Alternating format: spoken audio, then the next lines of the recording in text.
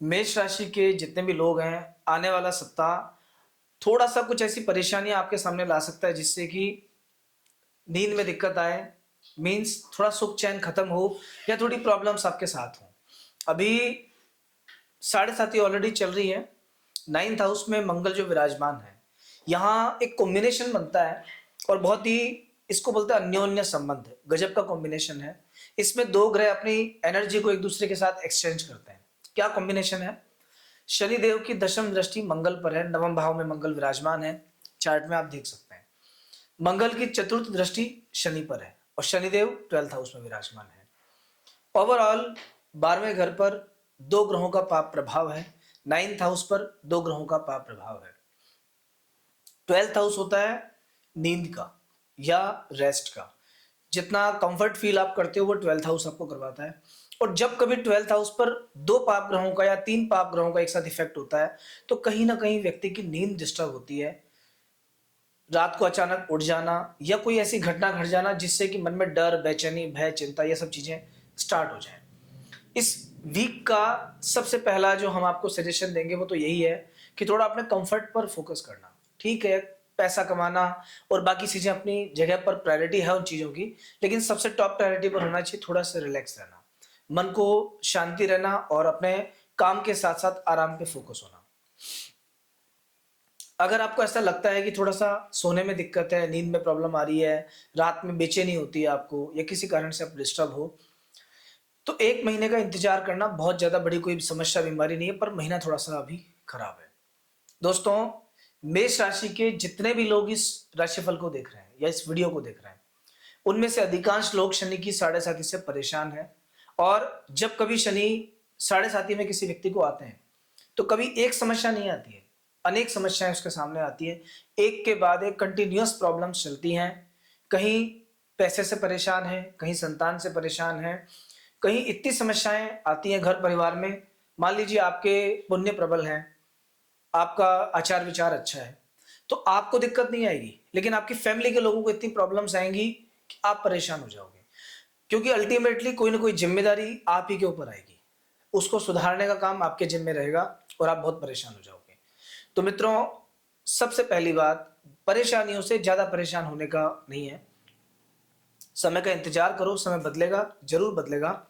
इस वीडियो में मैं आपको कुछ खास उपाय बताऊंगा, बिना पैसे के उपाय हैं, 2 पैसे आपके लगेंगे नहीं, लेकिन अगर आपने प्रॉपरली उपाय फॉलो किया तो देखिए, कभी कभी क्या होता है कि 1 रुपए की गोली भी व्यक्ति के लिए काम कर जाती है। जरूरी नहीं कि आप बहुत बड़े अनुष्ठान करवाएं, सत्चंडी करवाएं, दुर्गा पाठ करवाएं, यज्ञ करवाएं, हवन करवाएं। परेशानी को समझकर उसके अकॉर्डिंग थोड़ा सा भी उपाय अगर हमने कर लिया और वो सही दिशा में कर लिया तो आपकी परेशानियों का अंत कर देगा। आपकी नजर में आपकी परेशानियां बहुत बड़ी हैं कि मुझ पे इतना कर्जा हो गया है, मैं इसे कैसे चुकाऊंगा, या बहुत से हेल्थ इश्यूज हैं एक साथ, कैसे इनसे बाहर में आऊंगा। लेकिन आप यकीन मानिए, अगर आप प्रॉपरली उपायों को फॉलो करते हैं, प्रॉपरली आप थोड़ा सा रूटीन पकड़ते हैं, तो ये समस्याएं कब खत्म हो जाएंगी आपको खुद भी पता नहीं चलेगा। तो इन रेमेडीज पर हम फोकस करेंगे वीडियो में आगे। यहाँ आगे बढ़ने से पहले एक छोटी सी रिक्वेस्ट आप सभी से है कि अगर आपने हमारे इस चैनल को अभी तक सब्सक्राइब नहीं किया तो प्लीज कर लीजिए। बहुत जल्दी आने वाले साल का राशिफल आपको इस पर देखने को मिलेगा। और इतना ही नहीं, जो भी हमारे व्यूअर्स हैं उनके लिए हम लाइव कंसल्टेंसी सर्विस लेके आएंगे, जिसमें हम ऑनलाइन आएंगे और आपकी समस्याओं का समाधान बताएंगे, कुंडली का विश्लेषण करेंगे, वो भी निःशुल्क। तो बने रहने के लिए आपको इस चैनल को भी सब्सक्राइब करना पड़ेगा।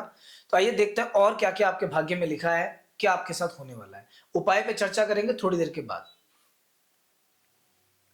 तो देखिए, सबसे पहले तो जो ये 12वें घर में शनिदेव विराजमान है, धन के स्थान पे दृष्टि है, थोड़ा पैसे को लेकर सावधान रहना, खर्चा बहुत बड़ा रहेगा। और स्पेशली पिछले कुछ टाइम से, इस 2025 में आपने देखा होगा कि जो सेविंग्स आपकी थी, जो आपने काफी लंबे समय से पैसा सेव किया हुआ था, बचा रखा था, धीरे धीरे धीरे करके वो पैसा कहीं ना कहीं आपका जा रहा है, पैसा खर्च हो रहा है।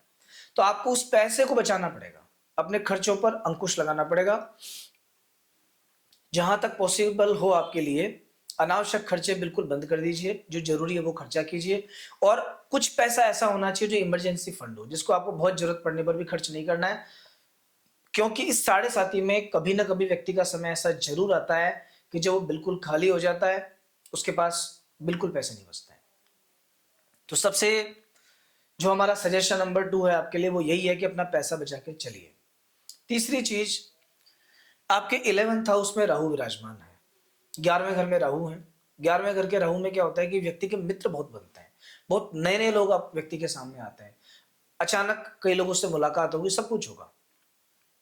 लेकिन जो ये 7.5 चल रही है, ये आपके पुराने दोस्तों को आपकी जिंदगी से आउट कर सकती है। कैसे करेगी कि शनि जब आता है स्टार्टिंग में विपत्ति लेकर आता है। अभी आपके सिर पर शनिदेव विराजमान है, फर्स्ट फेज 7.5 का चल रहा है, ऊपर से 5वें घर में केतु, 11वें घर में राहु। 11th हाउस का राहु जो है राजयोग कारक होता है, लेकिन ये जो राहु शनि का द्विर द्वादश योग बन गया, राहु से दूसरे घर में शनि और शनि से 12वें घर में राहु, ये द्विर द्वादश योग कभी कभी नजदीकी लोगों को हमसे दूर कर देता है। और एकमात्र जो कारण होता है कि हमारे ऊपर इतनी विपत्तियां आती हैं कि जो पास के लोगों उनको लगता है कि ये व्यक्ति आने वाले समय में लाइबिलिटी बनने वाला है, इसकी जिम्मेदारी हमें उठानी पड़ेगी, या कहीं पैसे कुछ उधार नहीं मांग ले, और इसीलिए निकट के लोग चलते जाएंगे और बाद में क्या बचेगा, केवल वही बचेगा आपके पास में जो सबसे प्योर हार्टेड है, आपके लिए हमेशा बेनिफिशियल है और जो सच्चा मित्र है। इसलिए अगर नजदीकी लोग आपके आसपास से जाते हैं, रिश्ते टूटते हैं, तो बहुत घबराने की आवश्यकता नहीं है। रिश्तों के टूटने का कारण फिलहाल आप बिल्कुल भी नहीं हो, कहीं ना कहीं आपकी परिस्थितियां हैं, कहीं ना कहीं लोगों का खराब नेचर है। आपके 9th हाउस पर, कुंडली में 9th हाउस पर अभी देवगुरु बृहस्पति की पॉजिटिव दृष्टि है, और 9वें घर में ऑलरेडी 3 ग्रह विराजमान है, मंगल, सूर्य और शुक्र। यहां आप देख सकते हो देवगुरु बृहस्पति के पास में 9th हाउस और 12th हाउस का आधिपत्य है, मतलब धर्म का जो घर है आपका, इस घर के जो मालिक हैं वो बृहस्पति हैं, और अपने घर को पॉजिटिव दृष्टि से देखते हैं, खुद के घर का प्रोटेक्शन करते हैं और भी बहुत सी चीजें करते हैं। जो शुक्र यहाँ विराजमान है, ये जीवन साथी के भाव को दिखाते हैं। मतलब अभी थोड़ा सा आपका धर्म, कर्म, अध्यात्म, पूजा पाठ बढ़ेगा, अभी डे बाय डे और बढ़ेगा। और इस साल में भी या तो आपने कुछ नई चीजें स्टार्ट की हैं, नए उपाय, नए पूजा पाठ या नया रूटीन कुछ ना कुछ, और आने वाले मई जून के पहले पहले अभी धार्मिक स्थानों की यात्राएं आपकी और होनी है। तो अगर इस टाइप का कोई ट्रैवल आप प्लान कर रहे हो कि मुझे किसी धार्मिक स्थान पे जाना है, किसी तीर्थ स्थान के दर्शन करना है, तो 100% कीजिए, बहुत अच्छा रहेगा। विशेष तौर पर अगर आप भगवान शिव से जुड़े किसी स्थान के दर्शन कर सकते हो, शंकर भगवान का कोई ज्योतिर्लिंग आपकी नजर में हो जहां पे आप जाना चाहते हो, फॉर एग्जाम्पल महाकाल जा सकते हो, काशी विश्वनाथ जा सकते हो, ऐसी कोई जगह, सोमनाथ जा सकते हो, वहां जाने का प्लान अगर आपका बनता है तो आप जाइए, उसका बेनिफिट आपको मिलेगा, मन में शांति आएगी, पुण्य बढ़ेगा, परेशानियां मिटेंगी और कहीं ना कहीं अच्छे दिन आपके शुरू होंगे। इस समय जितना आपका भाग्य काम कर रहा है ना, उससे कहीं लाख गुना आपके जो जीवन साथी है उनका भाग्य काम कर रहा है। तो मेरा सजेशन तो आपको यही है कि अगर कोई भी नया काम स्टार्ट करने वाले हो, नया व्यापार शुरू करने वाले हो, नई जगह इन्वेस्टमेंट करने वाले हो, या कुछ और आपका विचार है, तो अपने जीवन साथी के नाम से कीजिए। उनकी किस्मत आपकी किस्मत से जुड़कर आपके भाग्य को 4 गुना बढ़ा देगी। अगर आपने खुद के नाम पे इन्वेस्टमेंट किया या खुद से कोई काम किया, तो कहीं ना कहीं उस काम में कुछ गड़बड़ आने का, कुछ दिक्कत आने का चांस पूरा पूरा है।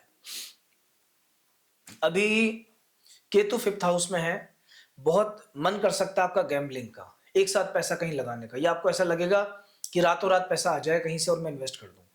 तो देखिए इस चीज से सावधान रहना। हालांकि 11वें घर का राहु जो होता है सडन पैसा देता है, कहीं ना कहीं से व्यक्ति परेशानियों से ओवरकम करता है, पैसा उसे मिलता है किसी न किसी माध्यम से, अचानक उसके पास आता है। लेकिन फिर भी मेरा सजेशन तो आपको यही है कि जितना हो सके एक लिमिटेड तरीके से अगर आप इन्वेस्टमेंट करते हैं, ऐसा रिस्क इन्वेस्टमेंट कि शेयर में इन्वेस्ट कर रहे हो या और कहीं ऐसा पैसा लगा रहे हो, गैम्बलिंग में पैसा, सोच समझ के लगाना, बहुत ज्यादा लगाना आपके लिए ठीक नहीं है। और हाँ, अगर आप शेयर्स का काम करते हो तो समय ठीक है, मींस थोड़े लंबे टाइम के इन्वेस्टमेंट करोगे तो प्रॉफिटेबल होंगे आप। डे टू डे लाइफ की ट्रेडिंग उतनी फायदेमंद नहीं होगी, लेकिन अगर आपने 3 महीने, 2 महीने, 15 दिन, 6 महीने का इन्वेस्टमेंट किया कि मुझे इतने दिन बाद प्रॉफिट निकालना है, वहां से आपको प्रॉफिट मिल सकता है, क्योंकि 11वें घर का राहु, पंचम भाव का केतु इस तरह का पैसा देता है, इस फील्ड से पैसा मिलता है।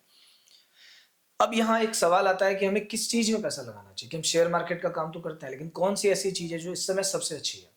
तो देखो इस समय जो नहीं करना है मैं वो बता देता हूं। एक तो भूल कर भी लोहे से जुड़ी कोई भी कंपनी है जो लोहे का काम करती है, लोहे का, इस्पात का, आयरन का, उन सब कंपनीज में काम नहीं करना।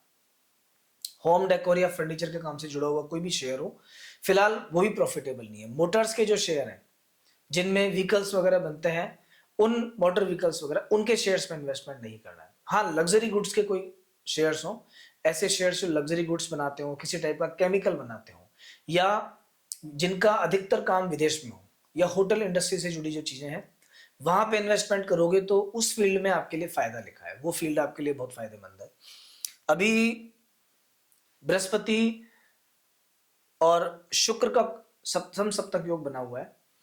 जब ये आमने सामने होते हैं तो व्यक्ति के अंदर नॉलेज बढ़ती है, उसका एक्सपीरियंस बढ़ता है, उसका नजरिया चेंज होता है। तो अभी जो टाइम चल रहा है ना, आपकी आंखें खुल सकती हैं, नजरिया चेंज हो सकता है। जो लोग आपके अगेंस्ट है उनका पर्दाफाश हो सकता है। हो सकता है आपके ऑफिस में, आपके सराउंडिंग में बहुत से लोग बैक बाइटिंग करते हो आपके अगेंस्ट, तो आप ये मान के चलना कि उनके बारे में पता लगने वाला है। सबकी नज़र में वो आ जाएंगे कि कहीं ना कहीं ये गलत इनके साथ में कर रहे हैं। और भी बहुत सी चीज़ें हैं जिनका आपको थोड़ा सा अभी सुनना चाहिए, संभल के चलना चाहिए। मैं शॉर्ट में आपको समझा देता हूँ। सबसे पहले तो ध्यान रखना, बिना मांगे किसी को सलाह मत देना। 8th हाउस में बुध है। अगर आपने किसी को सलाह दी तो सलाह आपके लिए खराब हो सकती है। आप अच्छा बोलेंगे, सामने वाला व्यक्ति बुरा समझेगा और पता चलेगा लास्ट में कहीं ना कहीं आप अच्छा करने गए थे और आपको नुकसान हो गया। तो पहला काम तो आपको ये नहीं करना है। दूसरा, जितना हो सके धर्म कर्म पूजा पाठ में लगे रहो। और मंगल शनि का जो एक कॉम्बिनेशन बना हुआ है, जो स्टार्टिंग में मैंने बताया था आपको कि शनि की दशम दृष्टि मंगल पे, मंगल की चतुर्थ दृष्टि शनि पर, ये जो योग बना है इसके निवारण के लिए, क्योंकि मैंने आपसे कहा था कि मैं आपको उपाय बताऊंगा, तो ये जो इसके निवारण का जो सबसे अच्छा उपाय है, कोई मंदिर ढूंढिए जहां पे अखंड दीपक जलता है, और उस मंदिर में जाकर के जहां सरसों के तेल का दीपक जलता है स्पेशली, या तिल्ली के तेल का दीपक जलता है, उस मंदिर में जाके यथाशक्ति तेल का या सरसों के तेल का या तिल के तेल का दान करके आइए, अपने हाथ से करके आना। इसके बाद से शनिदेव आपको कष्ट नहीं देंगे, हनुमान जी की विशेष कृपा आप पर होगी। अगर कोई नियम पकड़ सकते हो आप, तो सुबह के 8 बजे या शाम के 8 बजे धूप दीप जला करके और सुंदरकांड का पाठ करो। अगर सुंदरकांड नहीं कर सकते तो 7 पाठ हनुमान चालीसा के करो, और प्रतिदिन हनुमान जी को 1 लड्डू और 2 लौंग प्रसाद में अर्पित करना शुरू कर दो। ये उपाय देखने में बहुत छोटा है, लेकिन ये समस्याएं बड़ी बड़ी दूर कर देता है। आप करके देखना। अगर आपको कोई भी तरह का लॉस चल रहा है, व्यापार में दिक्कत आ रही है, हेल्थ परेशान कर रही है, शत्रुओं से परेशान हो, या कोई भी चीज है, आप ये उपाय करके देखना। उसके बाद बताना कि कैसा आपको लग रहा है, क्या आपके साथ हो रहा है। इस वीक की अगर मैं बात करूं, ये जो सप्ताह आपका है 22 से 28 तारीख के बीच का, तो देखिए सप्ताह की शुरुआत अच्छी है। 10th हाउस में चंद्रमा रहेंगे, कामकाज को लेके बहुत अच्छा योग है। स्थिर संपत्ति, जमीन मकान वगैरह के योग बनता है। पिता का सहयोग आपको मिलेगा। रिलेशनशिप इश्यूज थोड़े से दूर होंगे और बढ़िया रहने वाला है। देन 25 तारीख और 26 तारीख, ये इस पूरे वीक का बेस्ट डे है। मैंने यहाँ पे लिखा भी है कि सबसे अच्छा दिन है 25 और 26। कोई भी इंपॉर्टेंट काम करना है 2 दिनों में करो, उस काम का बेनिफिट आपको मिलेगा। अचानक कहीं से फायदा मिल सकता है। जिनसे झगड़ा हो चुका आपका, जो नियर एंड डियर है, या जो आपकी लव लाइफ है जो डिस्टर्ब हो सकती है, थोड़ी सी अभी चल रही होगी, वहां पे सुधार होना स्टार्ट हो जाएगा। दाम्पत्य जीवन के दृष्टिकोण से भी समय ठीक है। और वीकेंड जो आपका है 27 तारीख, इस 27 तारीख में आपको बहुत सावधानी रखनी पड़ेगी, क्योंकि 27 और 28 ये 2 दिन आपके लिए खराब है। इन 2 दिनों के अंदर चंद्रमा गलत जगह विराजमान रहेंगे, कहीं ना कहीं आप परेशान रहोगे। मेंटली खर्चा बढ़ा रहेगा, स्ट्रेस थोड़ा सा ज्यादा रहेगा, एंजाइटी परेशान करेगी, नींद की समस्या चरम पे रहेगी, जो मैंने आपको स्टार्टिंग में बताई है। लेकिन जो छोटे छोटे से उपाय मैंने इस वीडियो में आपको बताया, अभी आप ये उपाय फॉलो करो, इसके बाद जरूर आपका ये वीक भी अच्छा जाएगा, आने वाला समय भी अच्छा जाएगा। तो अगेन दोस्तों, अगर आपने हमारे चैनल को अभी तक सब्सक्राइब नहीं किया है तो प्लीज आप कर लीजिए। नेक्स्ट वीक राशिफल के साथ, वार्षिक राशिफल के साथ में जल्दी ही आपसे मिलेंगे। तब तक जय श्री राम।